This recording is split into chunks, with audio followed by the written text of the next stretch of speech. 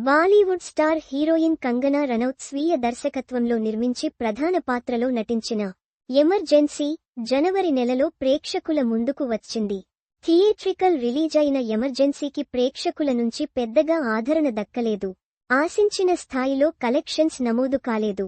కానీ ప్రముఖ ఓటీటీ నెట్ఫ్లిక్స్లో స్ట్రీమింగ్ అయిన సమయంలో అత్యధికులు ఈ సినిమాను చూశారు. ఇంకా చూస్తూనే ఉన్నారు.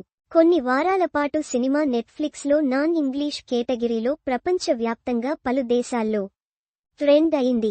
ఓటీటీ స్ట్రీమింగ్ సమయంలో పాజిటివ్ రెస్పాన్స్ దక్కించుకోవడంతో పాటు ఎంతో మంది ప్రముఖులు, సామాన్యులు సైతం సినిమాపై ప్రశంసలు కురిపించారు.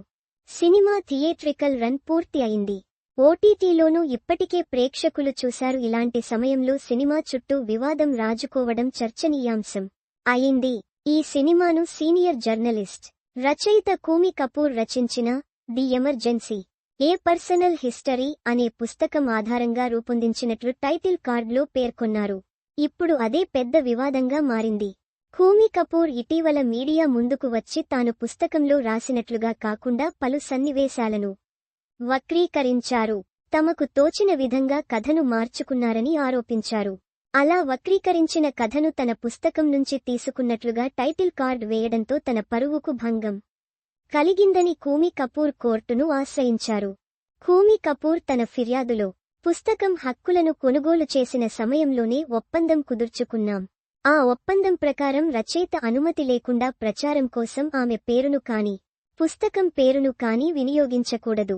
సినిమా స్క్రిప్ట్ పూర్తి చేసిన సమయంలో తాను గోవాలో ఉన్నాను అని, స్క్రిప్ట్ చదవలేకపోయాను అంది. వాళ్లు ఒప్పందాన్ని గౌరవిస్తారని అనుకున్నాను. కానీ నా అనుమతి లేకుండానే వారు నా పేరును వినియోగించుకున్నారు.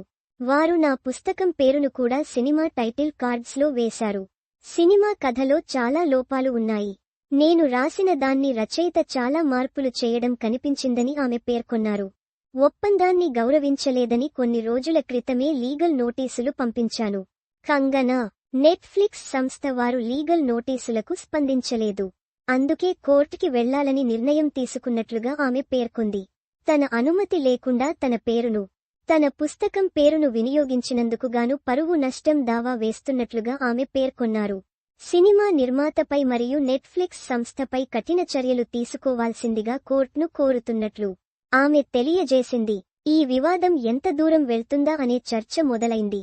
ప్రస్తుతం ఎంపీగా ఉన్న కంగనా రనౌత్ను రాజకీయంగా కూడా ఈ వివాదం ఇబ్బంది పెట్టే అవకాశాలు ఉన్నాయి.